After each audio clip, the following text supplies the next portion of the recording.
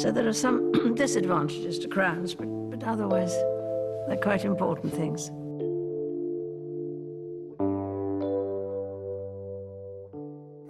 Deep inside the private archives of Windsor Castle, a sealed document surfaced, one Queen Elizabeth II never intended for public eyes. It contained unprecedented instructions regarding her private estate, bypassing expectations and igniting fury within the royal family. The chosen beneficiary was not a senior royal, nor Camilla's relative, but Lady Louise Windsor, a figure who had spent her life avoiding the spotlight. The decision reopened old rivalries and triggered behind-the-scenes outrage. Why did the Queen choose Lady Louise? Join us as we expose the royal infighting triggered by Lady Louise's inheritance of the Queen's private estate. A discovery that shattered royal silence. It started with routine maintenance. A staff member assigned to reorganize one of Windsor Castle's lesser-used libraries pulled an old bookshelf away from the wall. And that's when everything changed. Behind volumes that hadn't been touched in decades, tucked into a gap that seemed deliberately carved out, sat a leather portfolio bearing the royal insignia. The worker, a veteran of palace service spanning nearly 30 years, knew immediately this wasn't something to be handled casually.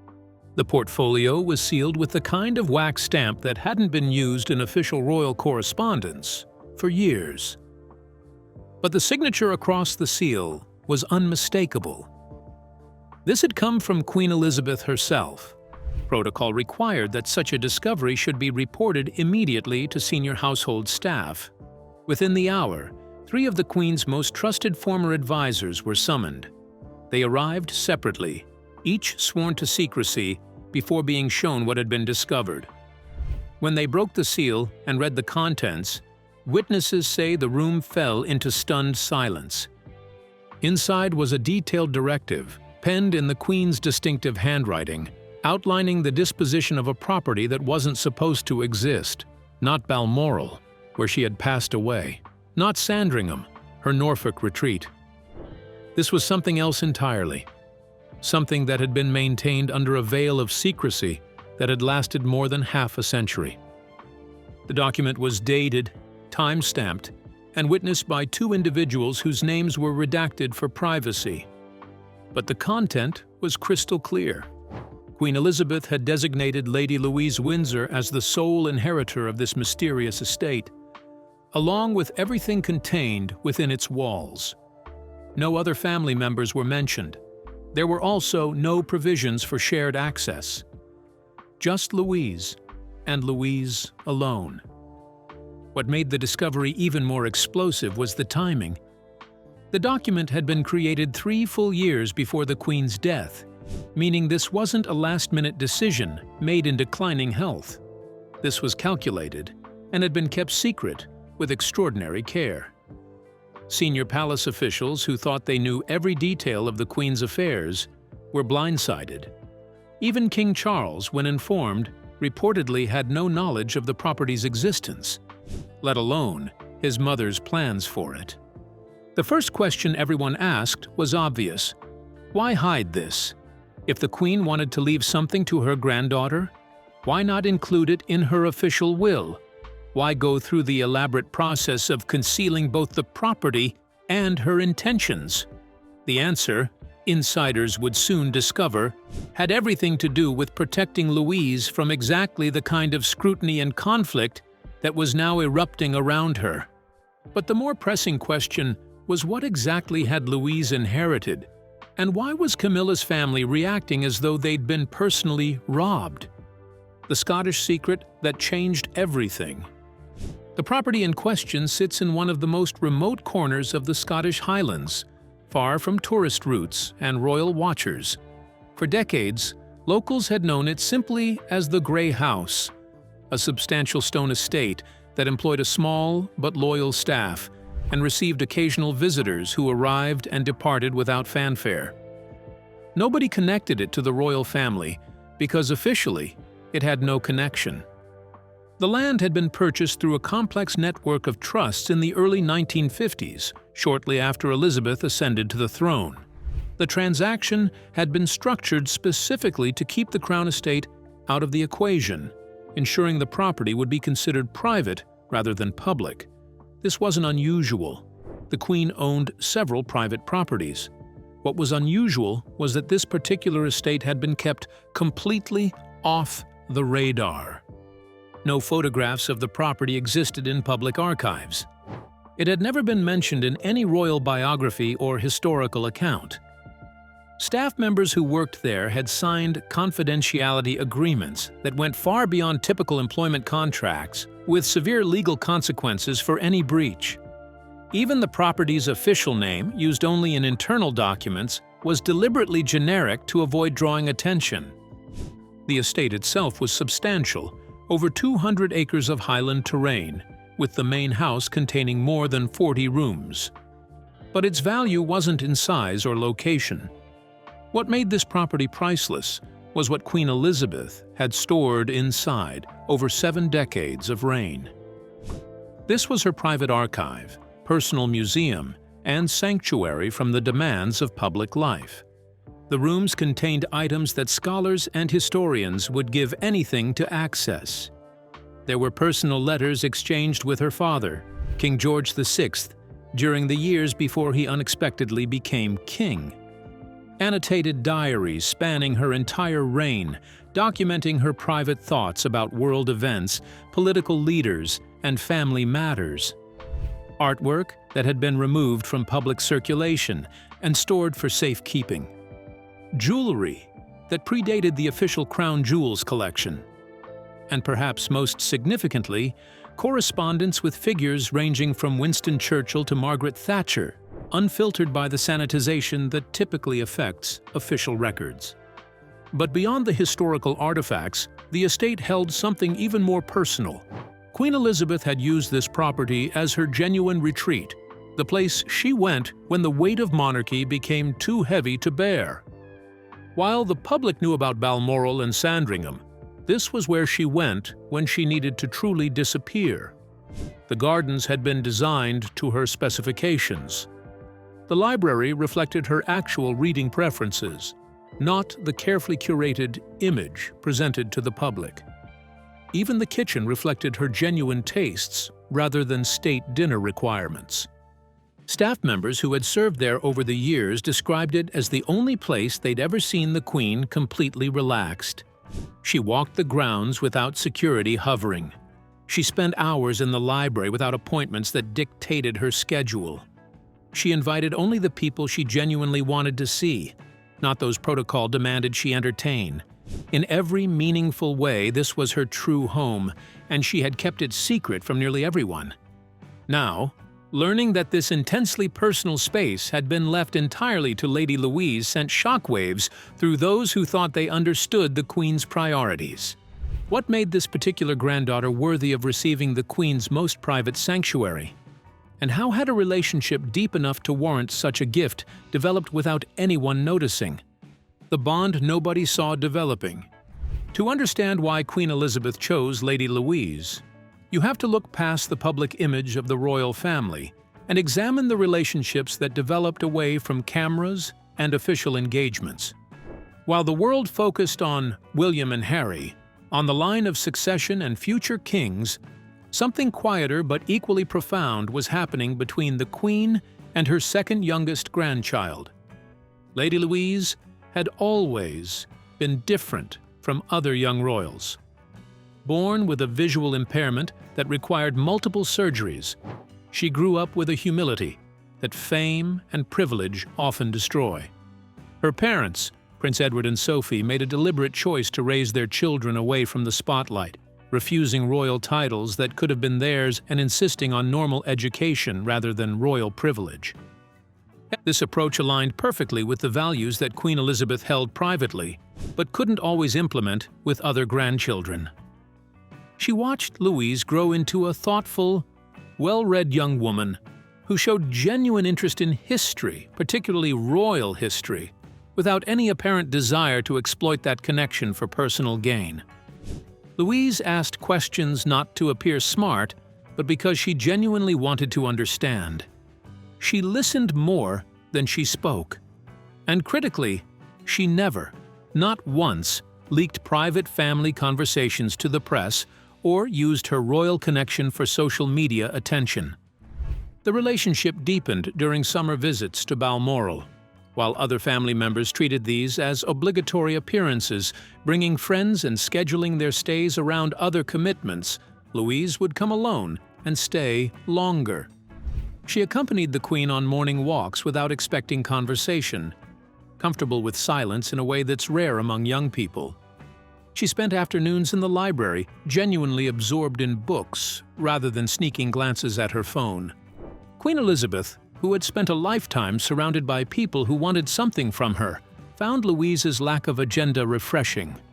There were no requests for favors, subtle positioning for future advantage, or carefully crafted comments designed to curry favor.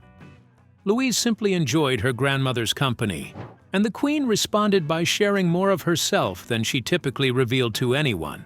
During one particularly significant visit in the summer before the Queen's death, Louise helped her grandmother organize personal papers that had been accumulating for decades. While other family members would have seen this as tedious work to be delegated to staff, Louise recognized it for what it was, a window into history. She asked about photographs, wanted to know the context behind letters, and showed genuine fascination with the details of events that had shaped the modern world. It was during these long afternoons of sorting through memories that Queen Elizabeth made a decision. She needed someone to be the guardian of her private history, someone who would understand its significance without exploiting it for personal gain. Louise had proven herself not just worthy, but ideal for this responsibility. The Queen's ladies-in-waiting later recalled subtle changes in how she spoke about Louise. References to "the one who listens" and "my archivist" crept into conversations. When family members would occasionally dismiss Louise as shy or lacking ambition, the Queen would quietly correct them, pointing out that there's a difference between being quiet and being empty, between being private and being insignificant. But perhaps the most telling sign came from something the Queen did that summer. She gave Louise unrestricted access to her personal library at Balmoral, something even Charles had never been granted. Louise could browse, read, and even take books without asking permission first. For a monarch who had spent 70 years being carefully guarded in every aspect of her life, this level of trust was extraordinary. By the time Louise returned to her studies that fall, the decision had already been made. The Scottish estate, with all its memories and historical treasures, would go to the granddaughter who had proven she valued preservation over publicity and history over headlines. The Queen had found her successor, not to the throne but to something she considered equally important: the guardianship of her authentic self. How did Camilla's family react to this news? When the Parker Bowles family learned the truth, the revelation that Lady Louise had inherited the Queen's private estate hit Camilla's family like a physical blow. For years, they had watched their position within the royal framework strengthen. Camilla had gone from mistress to wife to queen consort. Her children, while not given titles, had gradually been folded into the family narrative, attending more events, receiving more recognition, and building relationships they hoped would solidify their place in royal history. And then, with one hidden document, they discovered they'd been outmaneuvered by a 20-year-old who had never once appeared to be playing the game at all.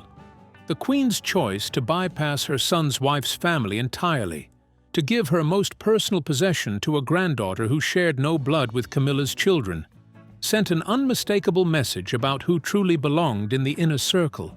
The discovery that Queen Elizabeth had deliberately excluded them from her most private legacy was devastating. More than the material value, it was the rejection they couldn't ignore. The Queen had looked at the whole family, including Camilla's children, and decided they didn't merit access to her personal sanctuary. Instead, she'd chosen someone who, by traditional measures, should have been far down the line of consideration. Initial reactions within Camilla's immediate family were reportedly explosive. Phone calls between family members grew heated, as they tried to understand what had happened. How had they missed this? When had the Queen made this decision? And more importantly, could it be contested? Camilla herself, according to palace insiders, oscillated between anger and hurt. She had spent years working to rehabilitate her image, to move past the controversy of her relationship with Charles and become an accepted member of the family. She had played by the rules, followed protocol, and genuinely tried to build bridges with family members. And yet, Queen Elizabeth's final act had been to very clearly delineate who was really family and who was merely adjacent to it. The situation was complicated by the fact that Charles himself seemed blindsided. If the king hadn't known about the estate or his mother's plans for it, then Camilla could hardly be blamed for not anticipating the inheritance. But that rational assessment did nothing to ease the emotional impact. Whether Charles knew or not, the message was clear. Louise was in, and the Parker Bowles children were out. Tom Parker Bowles was reportedly the first to suggest legal action. He consulted with attorneys who specialized in estate law, looking for any angle that might contest the inheritance. Could they argue that the Queen hadn't been fully competent when she made the designation? Could they claim the property should have been considered part of the Crown estate rather than private holdings? Was there any procedural irregularity that might invalidate the transfer? The legal expert's assessment was not encouraging. The document was dated years before the Queen's death, eliminating any argument about deathbed decisions made under duress or confusion. Multiple witnesses had verified the Queen's signature and mental clarity at the time. The property's status as private rather than Crown holding was well established through decades of separate ownership. There were no procedural errors, no ambiguous language, no legal loopholes to exploit.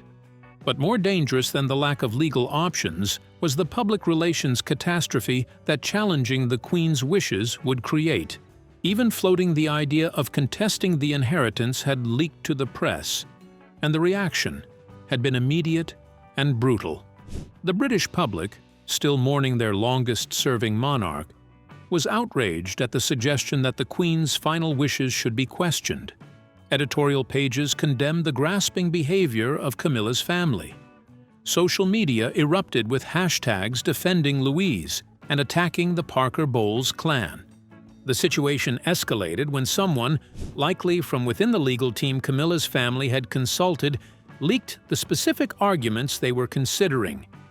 The suggestion that Queen Elizabeth might not have been fully competent crossed a line that the public would not tolerate. Polls showed overwhelming opposition to any legal challenge, with many respondents saying it would permanently damage their view of Camilla and Charles if they allowed such a contest to proceed. Senior advisors to King Charles reportedly held emergency meetings to discuss damage control. The consensus was clear: any legal challenge must be stopped immediately. The cost to the monarchy's reputation would be catastrophic. Charles found himself in an impossible position, caught between his wife's hurt feelings and angry family on one side and his mother's legacy and public opinion on the other. How did the entire thing unravel? The confrontation that exposed everything. The meeting between Prince Edward and Camilla was never supposed to happen. Both sides had been advised to let the matter settle quietly, to avoid direct confrontation that could escalate into permanent family rupture. But emotions were running too high, and the stakes felt too important for strategic patience. Camilla requested the meeting, framing it as an attempt to understand the situation and find common ground. Edward, as Louise's father, felt obligated to defend his daughter against what he saw as unfair attacks. What was meant to be a private conversation in a small sitting room at Clarence House turned into something far more intense. According to staff members who were within earshot, Camilla began by expressing her confusion and hurt. She outlined the years of effort she'd put into becoming an accepted family member, the sacrifices she'd made to support Charles, and the careful way she'd tried to build relationships across generations. And then she pivoted to the accusation that had been simmering beneath the surface all along. that Edward and Sophie had deliberately cultivated Louise's relationship with the Queen for exactly this purpose, to secure an inheritance that would elevate their branch of the family. Edward's response was reportedly immediate and cold. He pointed out that Louise's relationship with her grandmother had developed naturally, without any orchestration or ulterior motive. He noted that Louise had never asked for anything, never positioned herself for advantage, and had been just as surprised as everyone else by the inheritance. He went further, suggesting that if Camilla's family felt excluded, perhaps they should examine why the Queen hadn't felt close enough to them to share this part of her life. The conversation deteriorated from there. Camilla allegedly brought up the differences in royal hierarchy, pointing out that as Queen Consort, she outranked Edward and his entire family. She suggested that the inheritance undermined that structure and set a dangerous precedent. Edward countered that rank had nothing to do with personal relationships, and that the Queen's choice of who to trust with her private legacy was hers alone to make. The breakthrough, or breaking point, depending on perspective, came when Camilla questioned whether the Queen had been fully aware of what she was doing. The suggestion that Elizabeth might have been manipulated or confused brought Edward to his feet. He reportedly told Camilla in no uncertain terms that questioning the Queen's mental capacity was not just offensive, but potentially catastrophic for the entire family, and that if she continued down that path, she would face opposition not just from him, but from other family members who would not tolerate such disrespect to the late monarch's memory. Sophie, Edward's wife, had been present but quiet through most of the exchange. She chose this moment to speak, and her comments reportedly shifted the dynamic entirely. She calmly pointed out that the real issue wasn't the inheritance itself, but what it revealed about relationships within the family. The Queen had chosen to share her most private sanctuary with someone she trusted completely. Rather than attacking Louise or questioning the Queen's decision, perhaps everyone should reflect on why those trust relationships had developed the way they did. The meeting ended without resolution. Camilla left first, visibly upset. Edward and Sophie remained, reportedly discussing damage control strategies to protect Louise from the escalating family conflict. Word of the confrontation spread quickly through palace circles, with different versions emerging depending on which side's supporters were telling the story. What no one disputed was that the confrontation had made reconciliation much harder. Lines had been drawn, accusations made, and trust damaged.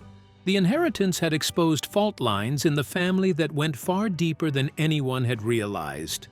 The summer that decided everything. To truly understand why Queen Elizabeth made the choice she did, you have to go back to that last full summer she spent in Scotland. It was the summer of 2019, 3 years before her death, and the summer that the secret document was created. Something happened during those months that crystallized the Queen's thinking and led to a decision that would eventually tear her family apart. Louise had arrived at Balmoral in early July, planning to stay a few weeks before returning to her studies. But the Queen asked her to extend the visit, then extended it again. By the time Louise finally left in late September, she'd spent the better part of 3 months as her grandmother's companion, in a way that seemed to fulfill something the Queen had been missing. During long walks across the estate, Louise asked the question that changed everything. She wanted to know what would happen to the Queen's private papers, the ones that told the real story of her reign rather than the sanitized version, that would end up in official archives. Who would decide what scholars could see? Who would protect the privacy of people who had confided in her? Who would make sure that history got the nuanced truth rather than simplified narratives? The Queen didn't have a good answer. She'd always assumed this would be handled by official channels, by archivists and royal historians working under strict protocols. But Louise's questions made her realize that official channels meant public channels, that nothing she left in official hands would remain truly private. Everything would eventually be released, analyzed, and picked apart by people with no connection to the moments that created those papers. That realization was troubling. The Queen had spent 70 years being careful about what she said publicly, knowing that every word would be preserved and scrutinized. Her private papers were different. They contained her actual thoughts, her real opinions, and her unfiltered reactions to events as they unfolded. She'd created them with the assumption they'd remain private, or at least be protected by people who understood context and nuance. Louise, without pushing or asking for anything, had made the Queen see that she needed a different solution. She needed someone who understood the historical value of preserving these materials, but who also understood the human need to protect privacy and dignity. Someone who would resist pressure to monetize or sensationalize, who would say no to profitable book deals or documentary projects that would exploit private pain for public consumption. Over the course of that summer, the Queen tested Louise in small ways. She'd share stories about past controversies, watching to see if Louise would repeat them to family members or let details slip in casual conversation. She didn't. She'd ask Louise's opinion on how certain papers should be handled, looking for signs of ambition or self-interest. She found none. Most tellingly, she'd occasionally leave valuable items in Louise's care, and they always remained exactly where they'd been left, never moved or examined beyond what was necessary. By September, the Queen had made her decision. She met with her private solicitors and began the process of creating a trust that would transfer ownership of the Scottish estate, along with everything it contained, to Lady Louise Windsor upon the Queen's death.